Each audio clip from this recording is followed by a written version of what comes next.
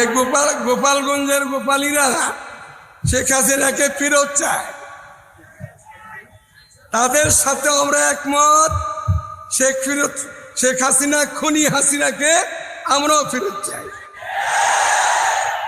সে যে অপকর্ম করে গেছে, পলাইছে, এই জন্য তাকে পিলখানার হত্যাকারীর বিচার হইতে যাই শতে বার তার বিচার হইতে হবে, তাকে ফাঁসি দিতে হবে। গোপালগঞ্জের গোপালীরা যদি দেশের অশান্তি দূর করতে চায়, বর্তমান যাদের হাতে এখন ক্ষমতা, ওনাদেরকে বলছি, এই গোপালগঞ্জের গোপালী আরো আছে বাংলাদেশে।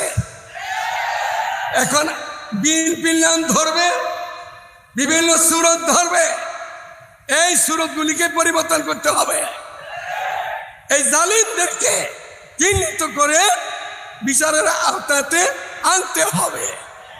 যদি দেশকে শান্তিতে আমরা রাখতে চাই, দেখতে চাই, বর্তমান সরকার যারা আসলেন তাদেরকে বলবো, এটা মুসলমানের দেশ, আলেম ওলামার দেশ, পীর দরবেশের দেশ, মসজিদ মাদ্রাসার দেশ। আপনারা ছাত্র জনতা থেকে সবাই শিক্ষা পাইছেন, আগামী দিনে যেন ছাত্রদেরকে বের হতে না হয়, তাহলে কিন্তু কাউকে ছাড় দেওয়া হবে না মাটিতে। আল্লাহ দেশকে হেফাজত করে, উলামাদের পাশে থাকেন, ভালো থাকবেন। খুনি হাসিনা নাস্তিক, মুরতাদ, নাতখোর, জালিমদের সাথে ছিল। এই খুনি হাসিনা সমস্ত মন্ত্রী মিনিস্টার যারা তার পাশে ছিল, ওদেরকে ফাঁসি কাস্টে ঝুলাতে হবে।